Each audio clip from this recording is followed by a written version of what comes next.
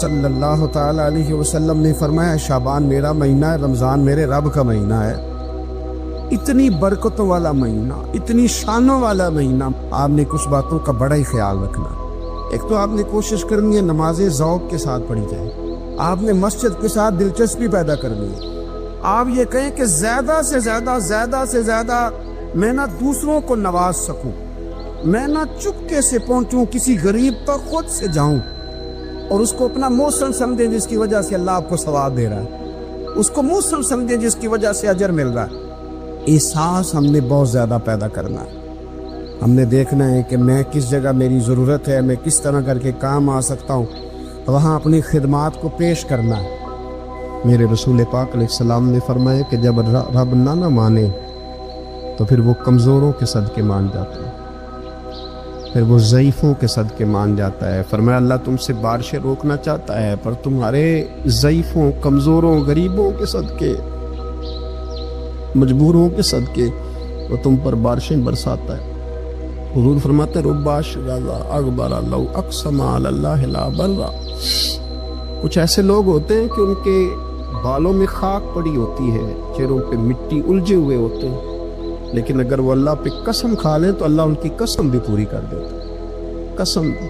حضرت سیدنا عبداللہ ابن عمر فرماتے ہیں میں حضور کی مجلس میں حاضر تھا، حضور مانگنے لگے اللہ سے، حضور اللہ سے مانگنے لگے۔ میں تو کئی دفعہ یہ دعا بھی مانگنے لگ جاتا ہوں کہ اللہ تو ان دعاؤں کی طرف تو دیکھ جو تیرے رسول نے ہمارے لیے مانگی۔ اللہ تو ہمیں تو نہیں نہ مانگنا آتا، نہیں طریقہ آتا، نہیں سلیقہ آتا، نہیں انداز آتا، ہم تو بے توجہ سے لوگ ہیں، بیٹھنے کا ڈھب نہیں آتا، ہمیں تو ہاتھ اٹھانے کا سلیقہ نہیں آتا، ہم تو وضو کرنے کے اس طریقے سے آشنا نہیں پائے۔ اللہ تیرے محبوب نے تو خوب مانگا ہے نا تجھ سے، تیرے پیارے حبیب علیہ السلام نے تو تجھے منایا ہے نا ہمارے حق میں، تو اللہ تو ان دعاؤں کی طرف تو دیکھ۔ حضرت عبداللہ ابن عمر رضی اللہ تعالیٰ عنہ فرماتے میں حضور کی مجلس مبارکہ میں بیٹھا تھا، ابو داؤد شریف میں موجود ہے، کہتے حضور دعا مانگ رہے تھے۔ دعا کیا تھی؟ دعا حضور یہ مانگ رہے تھے رب اغفر لی، یا اللہ ہمیں بخش دے، وتب علیہ، اللہ ہماری توبہ قبول فرما، انک انت التواب الرحیم، بے شک تو توبہ قبول کرنے والا اور رحم کرنے والا۔ حضور دعا مانگ رہے تھے اے اللہ رب اغفر لی، یا اللہ ہمیں بخش دے، وتب علیہ، اور ہماری توبہ قبول فرما، انک انت التواب الرحیم، بے شک تو توبہ قبول کرنے والا اور رحم کرنے والا۔ حضرت عبداللہ ابن عمر فرماتے اس ایک دعا کو ایک ہی مجلس میں ایک ہی جگہ بیٹھ کر میرے نبی پاک نے اپنی زبان اطہر سے 100 مرتبہ ادا فرمایا۔ یہ 100 مرتبہ حضور نے یہ لفظ کہے رب اغفر لی وتب علیہ، رب اغفر لی وتب علیہ، رب اغفر لی، اے اللہ بخش دے، رحم فرما، وتب علیہ، بس قبول کر لے نا اب ہماری توبہ، انک انت التواب الرحیم، بے شک تو توبہ قبول کر لیا کرتا ہے، تو رحم فرمایا کرتا ہے۔ ایک ہی مجلس میں 100 دفعہ حضور نے دعا مانگی، دعا مانگ کے پھر دعا مانگی، اور دعا مانگ کے پھر دعا مانگی۔ اللہ کو منایا میرے رسول پاک، حضور نے ہمیں بتلایا اسے مناؤ، اس کی بارگاہ عالی مرتبت میں جھکو، اور حضور نے خود بھی یہ طریقہ ہمارے سامنے بطور سنت کے چھوڑا، اور پھر نبی پاک صلی اللہ علیہ وسلم نے آگے بڑھ کے ہمیں کچھ اور باتیں بھی ارشاد فرمائی۔ حضور نے ہمیں بتلایا کہ پچھلے لوگ اپنے رب کو کیسے مناتے تھے، وہ کس طرح اس کے حضور ناز عرض کرتے تھے۔ حضور نے ہمیں اللہ کو منانے کے طریقے بھی بتلائے، فرمایا جب ماں باپ دعا مانگیں گے اولاد کے حق میں تو وہ مان جائے گا۔ حضور علیہ السلام نے فرمایا جب مسافر دعا مانگے گا تو اللہ مان جائے گا۔ فرمایا میرے رسول کریم نے جب بیمار دعا مانگے گا تو اللہ مان جائے گا۔ اور سید عالم علیہ السلام فرمانے لگے جب تمہارے ضعیف، کمزور، مجبور لوگ دعا مانگیں گے تو اللہ مان جائے گا۔ اور حضور نے فرمایا جب تم فرض ادا کر کے دعا مانگو گے تو اللہ مان جائے گا۔ اور میرے محبوب نے فرمایا جب پچھلی رات اٹھ کے تم اس کے حضور عرض کرو گے تو وہ تمہاری دعاؤں کو قبول کر لے گا، وہ تمہیں مان جائے گا۔ اور حضور نے ہمیں دن بتائے، فرمایا جمعے والے دن مانگنا مان جائے گا، شب قدر کو مانگ لینا مان جائے گا، شب برات میں دعائیں کرنا وہ مان جائے گا، رمضان کی راتوں میں مانگنا مان جائے گا، قرآن پاک کے ختم کے موقع پر دعا کرنا مان جائے گا، طریقے بتلائے۔ اب یہ ہے کہ ہم نے تو مانگنا تھا نا اس کی بارگاہ میں، ہم نے تو حاضر ہونا تھا، ہم نے تو جانا تھا۔ اب ہم نے آگے بڑھنا ہے، اس کے حضور عرض کرنا ہے۔ حضور نے ہمیں بتلایا، ہمارے پیارے رسول صلی اللہ تعالی علیہ وسلم نے بتلائی کہ جب انسان بہت زیادہ عاجزی کرتا ہے نا، بہت زیادہ عاجزی، تو پھر بھی اللہ مان جاتا ہے۔ جب وہ اس کے حضور بہت عجز کا اظہار کرتا ہے، بہت زیادہ عجز کا اظہار کرتا ہے، وہ ڈر جاتا ہے اس سے۔ وَلِمَنْ خَافَ مَقَامَ رَبِّهِ جَنَّتَانِ، فرمایا جو میرے سامنے کھڑے ہونے سے ڈرے گا میں اسے 2 جنتیں عطا کروں۔ نبی پاک صلی اللہ علیہ وسلم نے فرمایا، حضرت ابو ہریرہ رضی اللہ تعالیٰ عنہ راوی، حضور فرماتے ایک شخص مرنے لگا، اپنے بچوں سے کہنے لگا کہ میں جب مر جاؤں تو مجھے جلا دینا، اور پھر میرے جلے ہوئے وجود کو پیس دینا، پھر مجھے ہوا میں اڑا دینا، پتر مجھے اڑا دینا، مجھے بڑا ڈر لگتا ہے، اگر رب نے مجھ سے حساب پوچھا تو میں قابل نہیں ہوں، اڑا دینا مجھے ہواؤں میں، اگر اس نے مجھ سے عذاب لیا تو حساب لیا تو بڑا سخت حساب لے گا۔ حضور فرماتے ہیں، بخاری میں موجود ہے، اس کے بچوں نے اسی طرح کیا، اس کے مرنے کے بعد اسے جلایا، ہوا میں اڑا دیا۔ اللہ کے محبوب فرماتے ہیں رب کریم نے حکم دیا زمین کو کہ اس کے ذرات کو جمع کرو، زمین نے ذرے جمع کیے، خدا نے حکم دیا تو اس کا وجود پھر سے اسی شکل میں آیا۔ تو رب کریم نے فرمایا یہ جو تو نے وصیت کی تو کیوں کی؟ اللہ جانتا ہے کہ نہیں جانتا؟ یہ کی تو کیوں کی؟ تو وہ پڑا کہنے لگا اللہ میرے اندر تو طاقت نہیں تھی تیرے سامنے کھڑا ہو کے حساب دے سکوں، تجھے منانے کے لیے تیرے خوف سے ڈر گیا، میں ڈر گیا۔ اگرچہ ہمارے بزرگوں نے لکھا ہے کہ آج یہ وصیت کرنا، اس رنگ میں یہ طرز اختیار کرنا درست نہیں، لیکن آپ غور فرمائیے کہ نبی پاک علیہ السلام فرماتے ہیں جب اس نے کہا اللہ تجھ سے ڈر کے یہ کیا، تو رب کریم نے فرمایا جا پھر میں نے تیری مغفرت کر دی، کیونکہ اللہ کو پتا تھا یہ دل سے بات کر رہا ہے۔ ہمیں یہ سمجھنا چاہیے کہ نبی پاک علیہ السلام کے دنیا میں تشریف لانے کے کچھ مقاصد ہیں۔ انبیاء جب آتے ہیں تو بڑا مقصد لے کر آتے ہیں، اس مقصد کو ہم نے سمجھنا ہے، اس پر ہم نے غور کرنی ہے اور اپنے آپ کو تبدیل کرنا ہے۔ میلاد جو ہے نا، میلاد اس کا مطلب انقلاب ہے۔ ہمارے ہاں سمجھ لیا لوگوں نے ایک کمیٹی بناؤ اور خوب جناب اچھے طریقے سے آپ ایک بزم سجاؤ، یہ بڑی اچھی باتیں ہیں، الحمدللہ اس کا اللہ بڑا اجر عطا فرمائے گا، یہ بڑی خوب بات۔ لیکن میرے عزیز جو میلاد شریف ہے نا، لفظ میلاد یہ انقلاب کا نام ہے۔ جب آپ میلاد مناتے ہیں تو آپ لوگوں کو یہ بتاتے ہیں کہ میلاد شریف سے پہلے بیٹیاں زندہ دفن ہوتی تھیں، اور جب حضور کا میلاد ہو گیا تو اب تو بیٹی قانونی وارث ہے باپ کی، اسے اعزاز مل گیا، انقلاب آ گیا۔ میلاد سے پہلے لوگ منڈیوں میں بکتے تھے، انسان کی کوئی قدر نہیں تھی، لیکن جب میلاد ہو گیا انقلاب آ گیا۔ اب یہ برادری کے رٹے، یہ قبیلوں کی لڑائیاں، یہ سب جہالت قرار پائیں۔ قبیلے صرف تعارف کے لیے، باقی کوئی بڑا نہیں کوئی چھوٹا نہیں۔ ان اکرمکم عند اللہ اتقاکم، اللہ کی نظر میں اس کی عزت زیادہ ہے جو پرہیزگار زیادہ ہے۔ اب انقلاب ہے، اب اس نام پر قوم کو تقسیم نہیں کیا جائے گا۔ اب حضرت بلال حبشی آئیں گے تو حضرت عمر اٹھ کے کھڑے ہو جائیں گے امیر المومنین ہوتے ہوئے، اور انہیں اپنی جگہ پر بٹھا کے کہیں گے بلال آپ تو ہمارے سردار ہیں۔ میلاد ایک انقلاب کا نام۔ میلاد شریف سے پہلے لوگ بتوں کی پوجا کرتے تھے معاذ اللہ۔ میلاد شریف سے پہلے کئی جگہوں پہ درختوں کو، سورج کو، چاند کو پوجا جاتا تھا۔ اب میلاد ہو گیا، اب حضور نے قانون بنا دیا کہ سجدہ سوائے رب کے کسی کے لیے جائز نہیں، اور کوئی بھی ہو، کتنا بڑا بھی ہو، جائز ہی نہیں۔ سوائے اللہ کے کسی کے لیے سجدہ جائز۔ اعلیٰ حضرت رحمت اللہ تعالیٰ علیہ سے کسی نے سوال پوچھا کہ ایک تو ہے نا کہ سجدہ عبادت کے لیے، وہ تو کفر ہے، شرک ہے۔ اگر کوئی تعظیم کے لیے کسی کو سجدہ کرے، سجدہ کرے پر کرے تعظیم کے لیے، تو حکم کیا ہے؟ تو اعلیٰ حضرت نے 50 دلائل کتاب و سنت سے اور 150 حوالے فقہاء اور محدثین کے لکھ کے کہا تعظیم کا سجدہ بھی حرام ہے۔ سجدہ سوائے رب کے کسی اور کے لیے جائز یہ سمجھ آ رہی ہے میری بات کی؟ بعض جگہوں پہ ان پڑھ پیر ملتے ہیں بیچارے، وہ کہتے ہیں جی اے معرفت دی گل ہے. میں کہ معرفت دی نہیں، یہ تے جہالت دی گل ہے، آپ جہالت کر رہے ہیں. تو نبی پاک کا میلاد انقلاب ہے. اب ہم نے اس انقلاب کے جو مقاصد ہیں ان کو سمجھنا ہے. حضور کس لیے آئے؟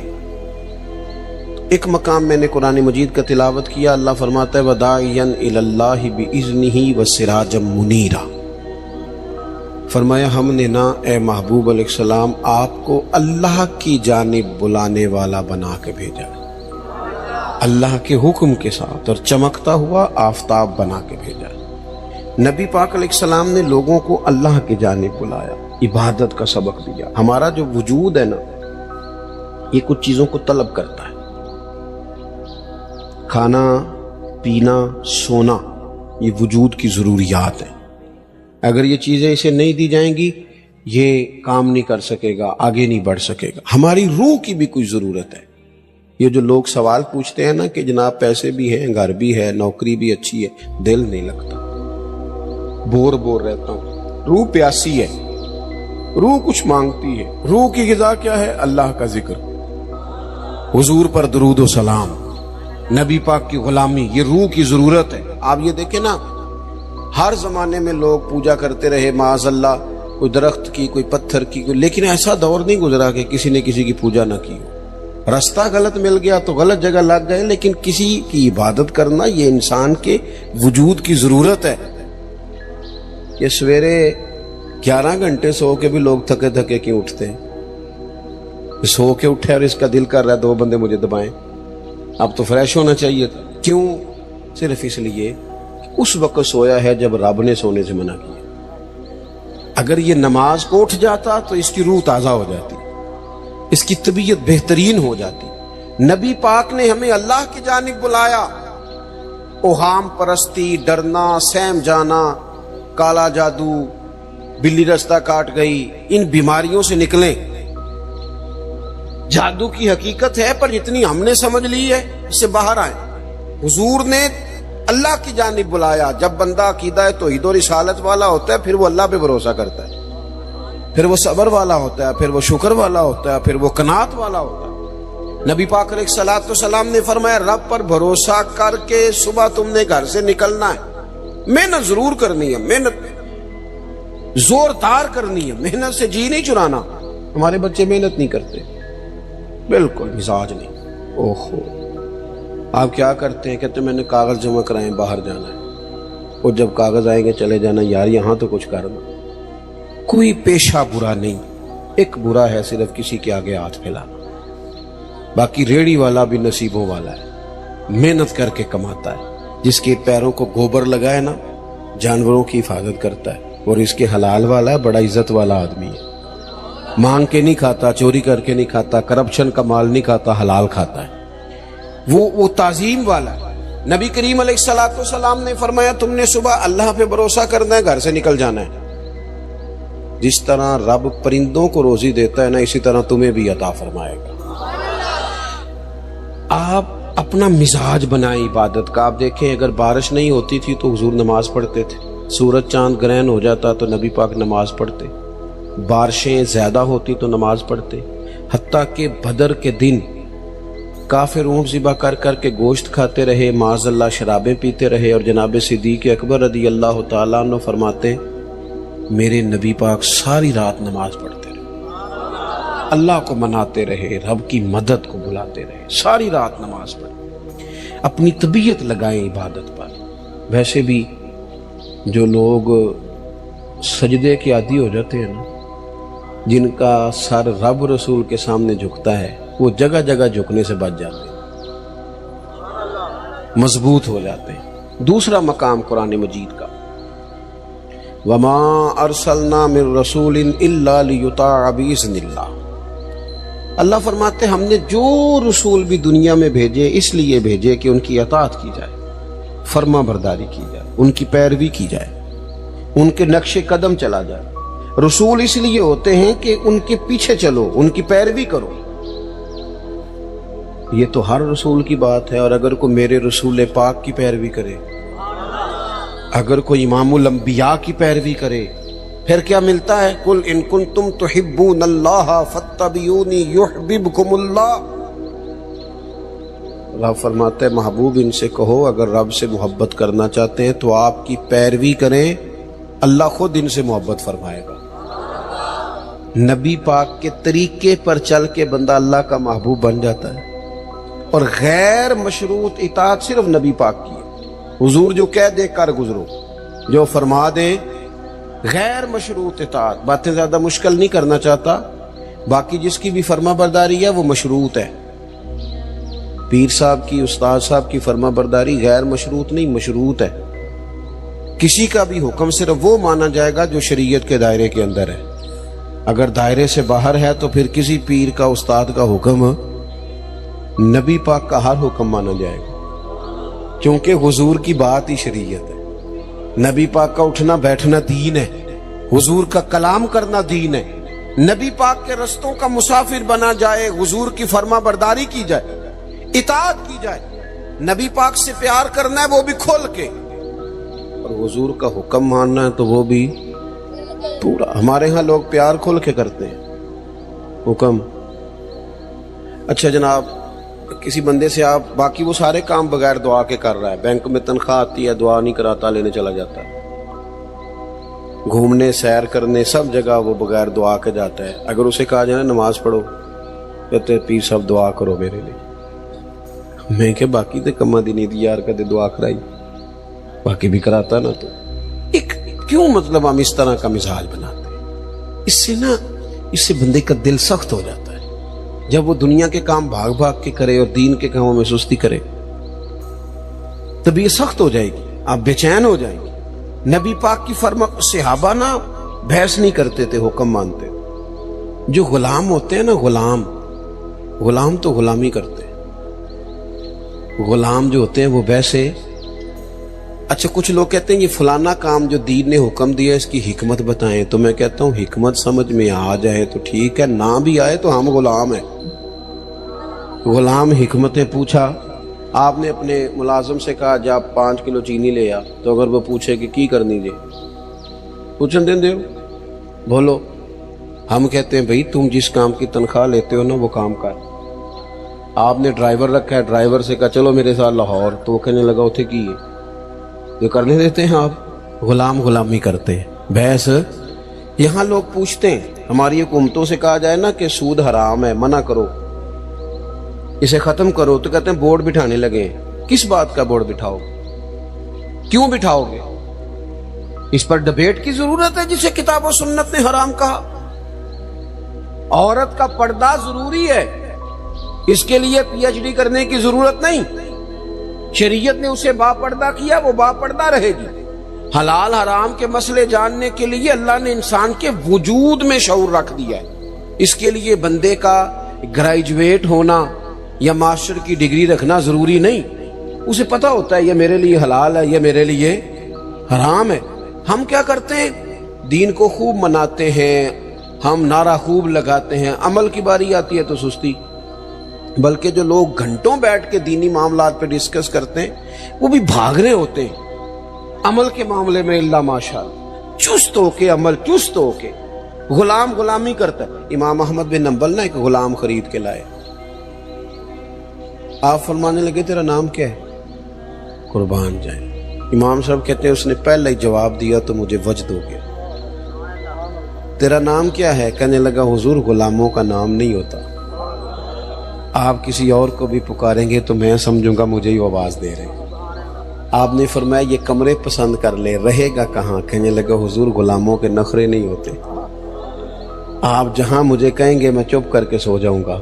فرمانے لگے روٹی کیا کھائے گا؟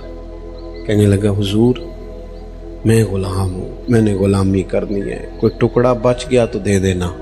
راتی جاگے شیخ صداویں، راتی جاگ دے کتے، تیتھوں اتے مالک دا در مول نہیں چھڑ دے، پاویں مارو 100 جتے، تیتھوں اتے رکھا سکھا کھا، رکھا سکھا۔ حضرت بلے شاہ کہتے ہیں کہ تو دیکھ تیرے اوپر اللہ کی نعمتیں کتنی زیادہ ہیں اور تیری وفاداری کتنی ہے۔ کتے کو تو ایک روٹی ڈالتا ہے، وہ بھی بچی ہوئی، दूसरी मांगे तो जूता मारता है, और वो सारी रात तेरी पहरेदारी करता है। उसका अंदाज देख, और तेरा भी तो कोई मालिक है ना। तू सोया हुआ है, ईशा के टाइम तू सड़क पे था, खाने वाली दुकान पे था, बर्गर वाली दुकान पे था, और फजर में तू बिस्तर पे था।